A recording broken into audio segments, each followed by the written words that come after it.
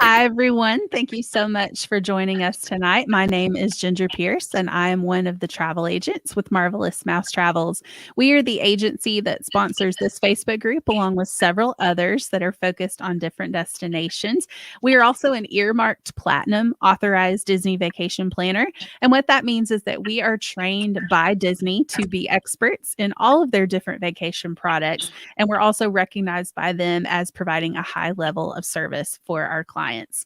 Welcome to Sundays with MMT. This is a weekly live agent panel video series that we do in one of our Facebook groups every Sunday night at 8 p.m. Eastern.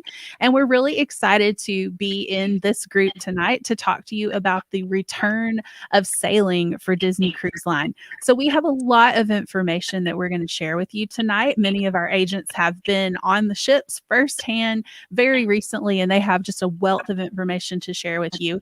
But we also want to save some time at the end of this video to take your questions. So if you have any questions, feel free to go ahead at any point during the video tonight and go ahead and drop those into the comments, and we will come back towards the end and answer those for you. We're using a platform called StreamYard to go live this evening, and StreamYard may ask you to approve it to display your name and profile picture. Just know that you don't have to approve that. You can click decline and still post that comment or question anonymously. I'm joined tonight by three of our marvelous agents. Ladies, thank you so much for being here tonight. And if you would take just a second to introduce yourself, tell everybody how long you've been with the agency, and let everyone know the best way to contact you if they're interested in planning a Disney cruise. Hi, I am Holly Riley. I have been with the agency for about 5 years now. If you want to contact me, my email address is down at the bottom there. That's the best way, or my Facebook page at Holly's Mouse Travels. Hi, I'm Arlene Seeley. I've been with the agency about 2.5 years. The best way to contact me, of course, is my email below, and I also have Arlene MMT Facebook. Greetings, I'm Erin Sudemeyer. I've been with the agency since 2017. You'll see on Facebook there, it's eSudo-MMT is the easiest way. Erin.Sudemeyer at marvelousmousetravels.com is just way too much for anybody to handle. So what's there, it's probably the best way to go about it, but all my contact information is on there. And again, my name is Ginger, and I have been with the agency just over 3 years. And the best way to get in touch with me is to visit my blog, which you can find at gingermmt.com. So, ladies, after over a year of closures, Disney Cruise Line recently started sailing out of U.S. ports last month. And I know that you guys had the opportunity to be on some of those very first sailings. And I can't wait to hear about your experiences. And I know that you're probably excited to talk about what it's like to be on a Disney cruise right now. But why don't we go ahead and kind of start with the questions that are bound to be first and foremost on people's minds if they're thinking about planning a cruise. First up, are vaccinations required to sail with Disney Cruise Line right now? Yes, for 12 and older, you are required to be vaccinated. Mm-hmm. And what about for those sailors who are under the age of 12? What type of testing requirements are there for them?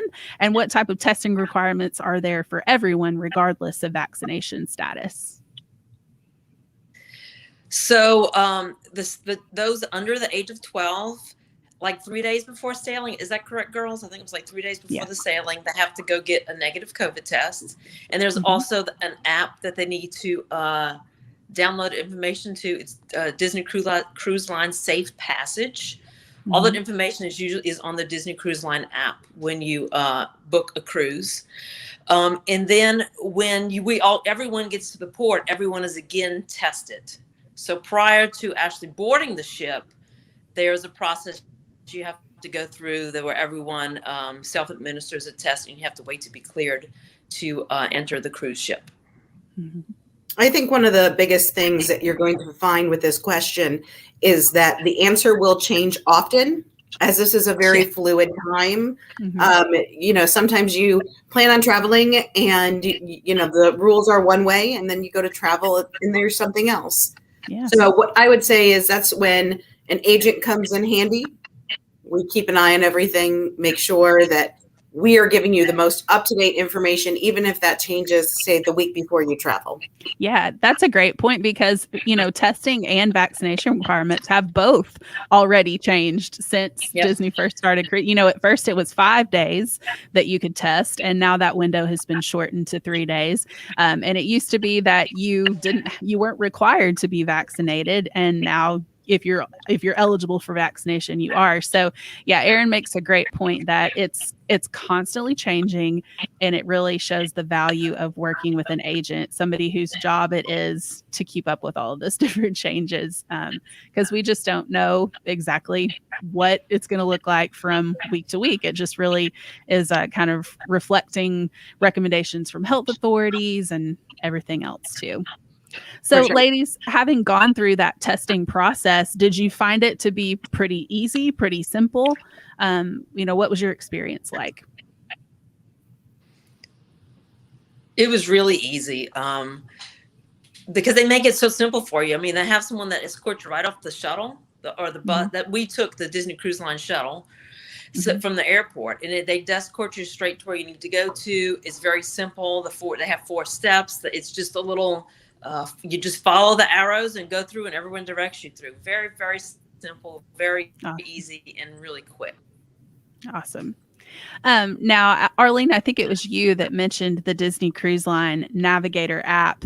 And I know that the Disney Cruise Line Navigator app is more important now than it really ever has been, because that's going to be how you pre-book a lot of the things that you need to pre-book.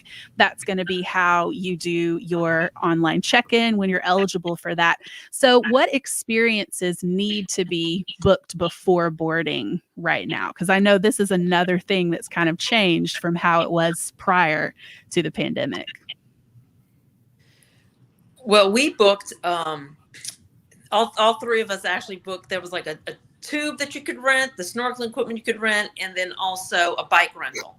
And we did that before we did that. Now, you don't have to book that pre-cruise. It's just less expensive to do it that way. But there are other experiences, like if you want a cabana rental, you have to get that kind of soon because they sell out quickly because there are only so many. I would do a lot of the excursions. I would book ahead of time, and all that is on that. I mean, there's so many that you can book. There's like there's paddle boards, there's the Stingray experience, there's even fishing that you can go out on, there's a speedboat you can go on. I mean, there's so many things that you can book. But yeah, a lot of these things you have to book ahead of time just so that they won't get sold out. Yeah. One nice part was there's some things that in the past you would have to book that you don't have to right now. And one of the big ones is characters. Right. The characters are readily available. Lots of unique characters that you don't normally see in the Disney parks. And they are everywhere all the time. You can see Chip and Dale here are dressed for Pirate Night. So we got to see some of the characters in their Halloween costumes. Some we got to see in their traditional costumes like Belle here. Or some of them we got to see in Halloween costumes / pirate costumes. Mickey and Minnie here, you can see them in their traditional captain's outfits. Pirate Stitch. That was so much fun.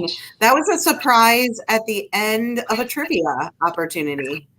So that's one thing you don't have to pre-book right now, which is really, really nice. The other thing you don't have to pre-book right now is the rainforest room. This is not widely known, but as of right now, the rainforest room in Senses, the spa, when you go in, typically you could get an appointment for the time you were on the ship to go in and enjoy that room, or if you were having a treatment done, you would have access to that room. It's glorious. There's a 20-minute cycle of music that starts and gets, deeper and slower, and the lights kind of dim, and then it gets lighter, and it's the spa music, and the lights kind of come back up. The chairs are little tiny tiles that are heated, and you have these lush robes. They have 5 or 6 or 7 showers with different types of rain heads and different scents that you can smell. So everything smells very fresh and spa-like. And I assumed that would be closed because of the time period we're in. But instead what they did was You cannot pre-book it. You can only book it when you get on the ship. There's a limited number of hour-long spots for up to 10 people in the same pod. So if you're cruising with up to 10 people, or if you're cruising with 2 people, you can go ahead and rent it for that hour-long spot. Oh, wow. That's awesome. Yeah, and that's not widely known. So Yeah. I was happy to learn that. Yeah. What about kids clubs? Do kids clubs have to be pre-booked right now? On the ship, you have to go and make a reservation. It's not something you can do ahead of time on the app. And they aren't they, if I remember correctly, it was like 2-hour increments that they have to be booked. Isn't that correct, girls? Yeah, and it was even shorter on the port days. Hour and a half long segments on port days, and on sailing days you could go for 2 hours. The Oceaneers Club, the teen and tween clubs are all open. The only thing that's currently not open is the nursery. So anyone who's 3 and under who's cruising, there is no nursery available at this point in time. Mm-hmm. And then also when you were on Castaway Key, we went and checked out Scuttle's Cove, and it's available in the morning time to about 12:30. And then after that, then they move all the services back onto the ship. Okay. So that's another, drop off that you can have for the kids. Oh my God, they're all adorable. They're so cute. They were having tournaments there. You can see the buckets in the background. They were having tournaments throwing little shovels and seeing like which one could get more shovels into the buckets. And when we talk about the organic interaction with the characters, because you can just walk up and talk with them, you're really getting the true essence of the character. You're not waiting in a line and saying, okay, here's my autograph book, smile, cheese, picture, move along. Yeah. You didn't really get to know like what the characters were all about. Yeah. And instead they're interacting with everybody and getting everybody together, and it's something that I hope doesn't change post this time frame. I really hope that there are still characters out that you can just run into. And I'm not going to mention any names, but there is somebody in this group who got very excited every time that she saw a character. So, the characters are just for the young, but the young at heart. We all had a really great time seeing them. That's awesome. Yeah. And I'm very disappointed go ahead. that every morning when I wake up, I do not see Mickey and Minnie waving to me. It's very sad. Yeah, we're going through detox.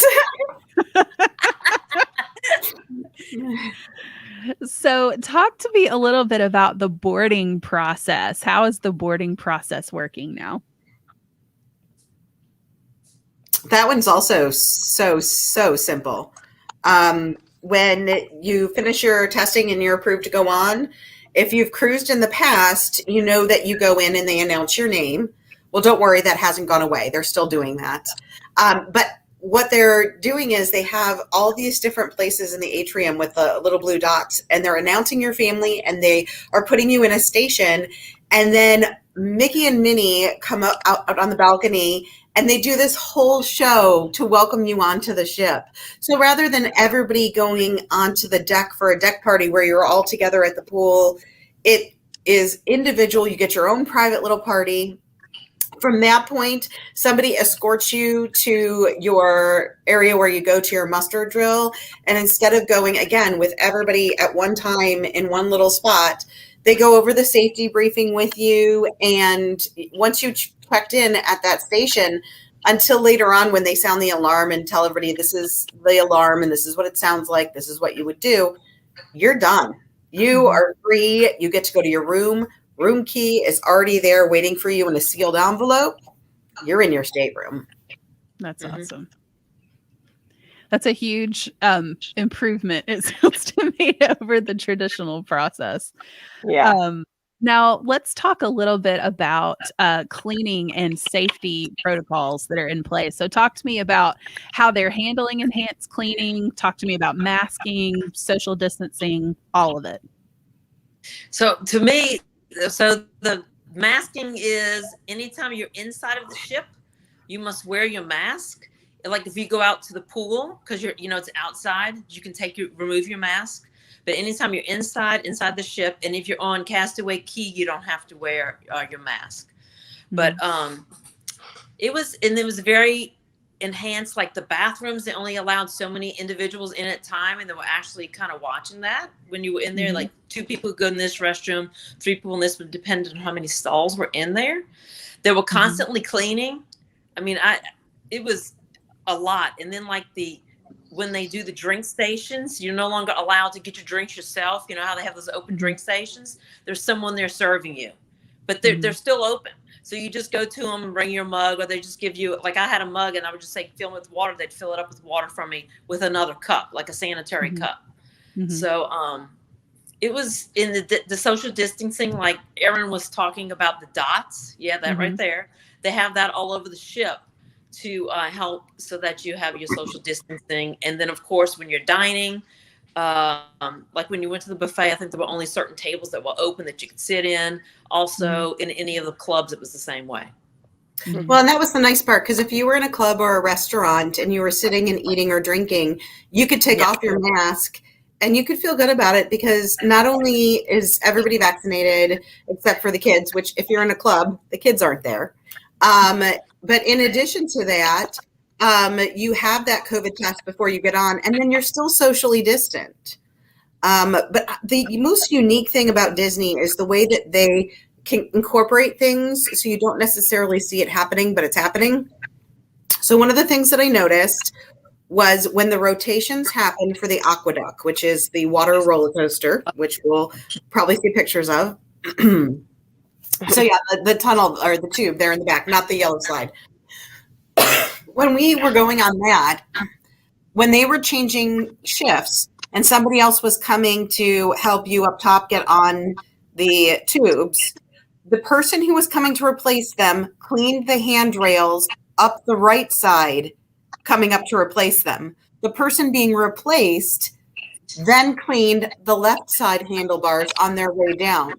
And they rotated about every 20 minutes. So every 20 minutes, both sides of the handrails, top to bottom, were cleaned. And it was just part of their process. They worked it right in to their rotations.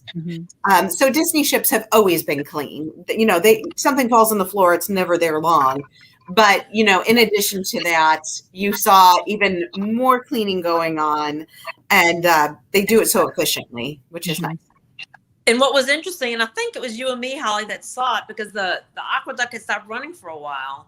Wasn't there someone going through the tube? There was a guy walking in it. Yeah, walking in it, cleaning it. I want that job. That sounds pretty awesome. Oh my gosh, especially if you're at the private island, you have got to get back on the ship before it leaves and go on the Aqueduct and see the private island from the Aqueduct. Oh, yeah. It was the most beautiful, beautiful thing ever. I loved it. That's awesome. So what about shows? Are they limiting capacity for shows and things like that as well? Were they? No. They just had us spaced out. There was 3 seats between every party in the theater. So, and every other row was empty. Yes. But keeping in mind that for when we were there, you know, maybe 4,000 people could fit on the ship, and there was like about 1,000. So this is a great time to cruise because you just have so much space. We asked right away on day 1, do we need reservations for any of the shows? They said, absolutely not. You'll be fine. We went to the shows, got there in enough time to get seated so that, you know, we were there, you know, 15 minutes before the show started. They, you know, distanced every other row, 3 seats between families. We were able to see all of the shows, and they were brilliant. They're shown twice also. It's not just one of it. They had to do it twice. They offered the shows multiple nights. I know, like, when I had sailed before COVID, it was kind of like a different thing every night. But, like, this time they did Believe 2 nights, and they did Beauty and the Beast 2 nights. So then you're thinking, okay, about half the people are going to do that. And then you have the 2 different dinner settings with the 2 different show settings too. So not that many people in the theater at a given time. Gotcha.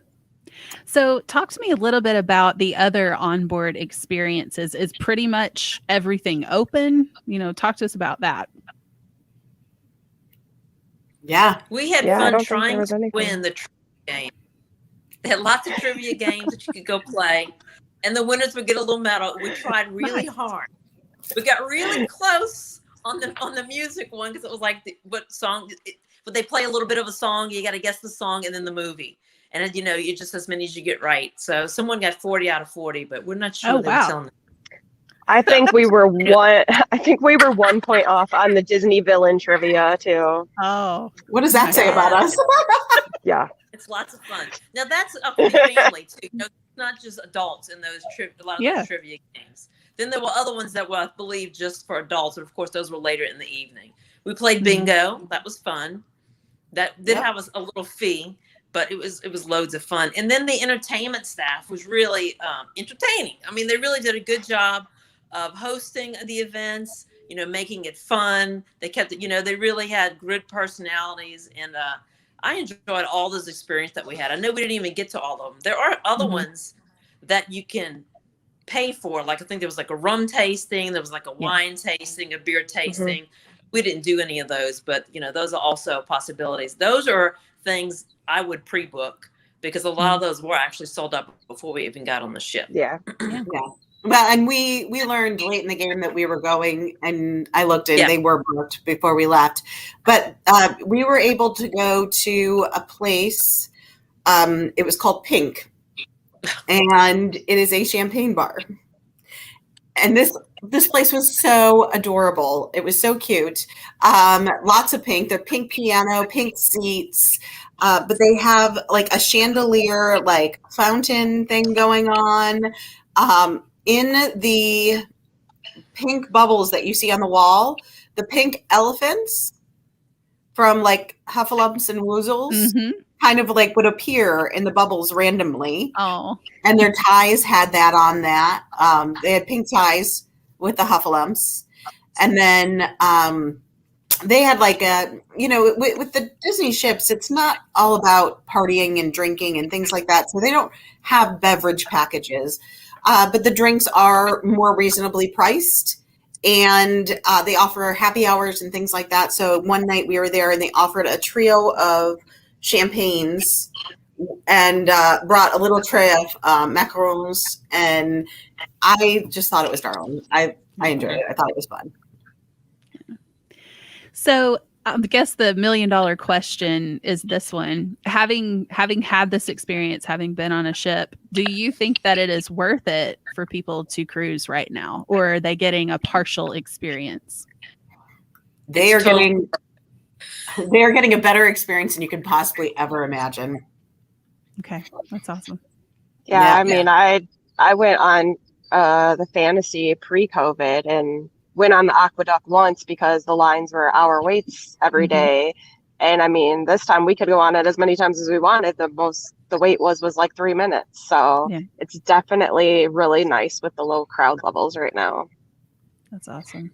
At one point in time, there was a 0-minute wait for the aqueduct, but they don't have a 0 on the wait time. It starts at 10 minutes and it goes up to like an hour and a half wait time on the little slide board. And it was to the side where you could just barely see the 0 and not the number that was next to it. So I asked the gentleman, I said, it's kind of in between numbers. Can you tell me what is the actual wait time right now? And he said, well, it's 0 minutes, but we don't have a 0. So we got creative and we just put it between the 1 and the 0 for 10 minutes. I'm like, so there's like no wait at all. And he's like, all yours. And I'm like, this is amazing. The great part is it's limited capacity. You don't have to worry about a lot of stuff. You don't have to pre-plan a lot of stuff. There's more activities than you could ever accomplish. Even if you were on the ship for 3 weeks, there would still be stuff that you could do that you missed.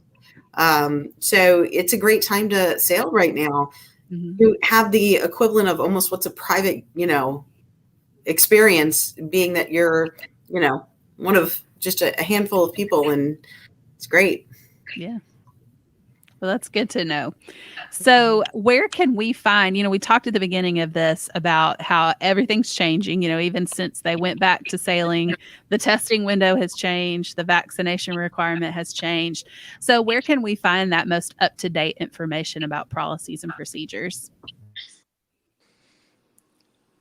Disney Cruise Line, you can go to disney.go.com.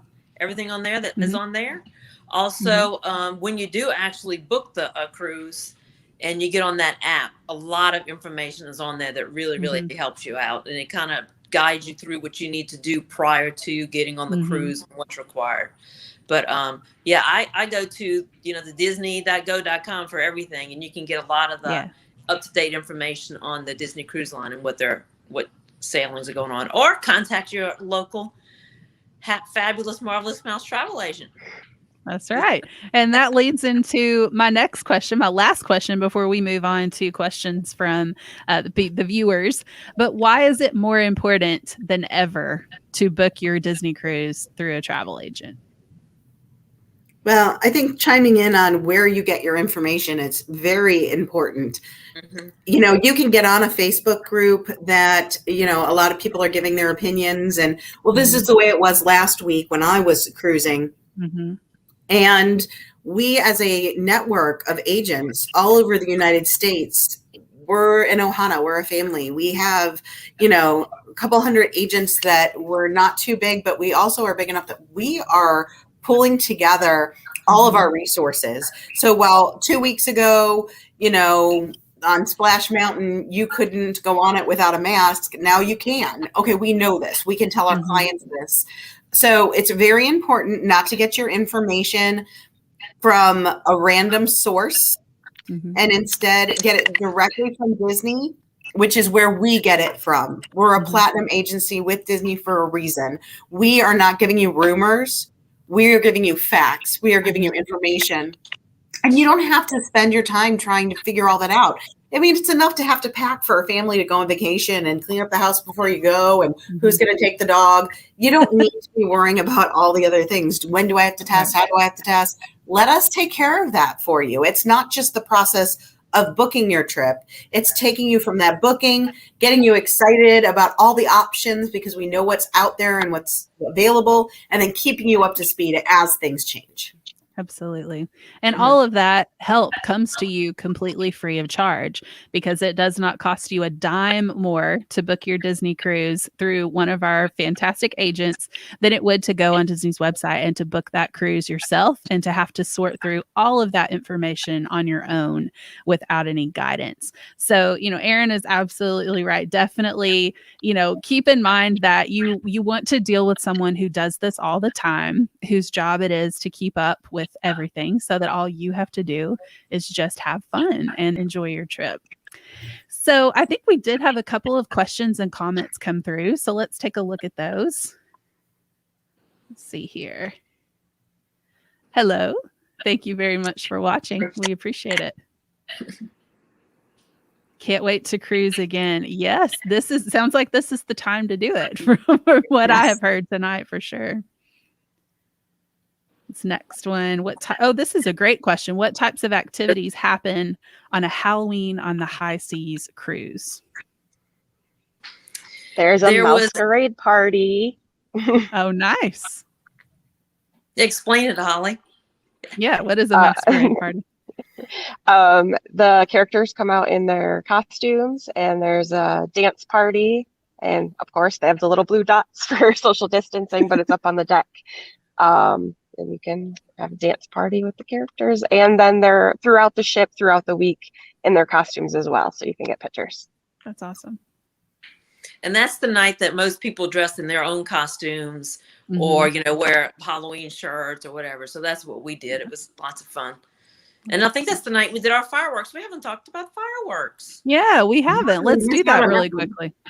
Yes, that was because this was my first experience on a Disney cruise. So I really enjoyed that.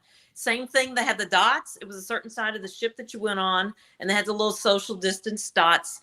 And then it came out and the fireworks came out, of course, the side of the ship. Because we always wonder, where do they come from? Is it a barge or from the ship? They actually come from the ship. And, oh, wow. And then And then Erin's got some good information about the fireworks too that we found out. Yes. So I was extremely inquisitive. Okay, where are the techs at? You know, is there a barge? Where is everything coming from? And I used to work at Disney, so I have a little bit of background with some of these things. But basically, the front section, that section of the ship, is closed off, hosed down, and it's coming from the top of that side of the ship out.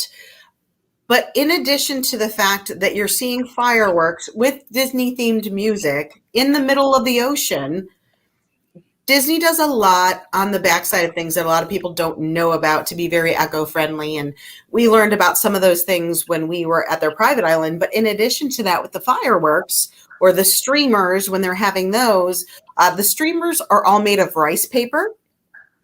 And even the caps for the fireworks, basically everything is safe for the, for the animals that are in the ocean. And there's actually fish food in the caps of the fireworks. So awesome. It gives it the weight that it needs. They were trying to explain it to me, and obviously it was much more high tech than I'm going to give you. Communications major, not a tech for fireworks. But the long and the short of it is they are giving you a fantastic opportunity to see Disney quality fireworks from your ship, and at the same time making sure that they are not leaving a mark on our ocean. And that is just, to me, so cool. I like to talk sometimes with different cast members and learn things. The other thing we learned that was eco-friendly on this trip, over at the Stingray exhibit, they talk a little bit with everybody when they come and, get to feed the stingrays and things like that about what they're doing to help with the coral and some of the other things that are in that area around the private island to enrich it and bring that back because it had been so damaged for so long. So once Disney bought that island, they started working on some of that.